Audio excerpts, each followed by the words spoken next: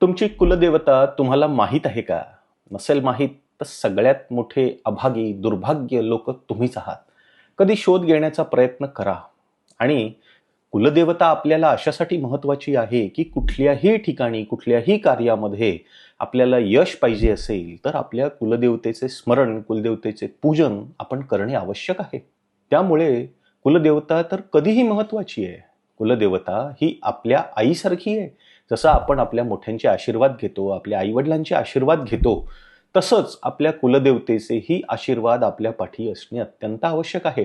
आणि तिची पूजा तर तुमच्याकडून होतच नाही, कारण तुम्हाला कुलदेवता माहीतच नाही.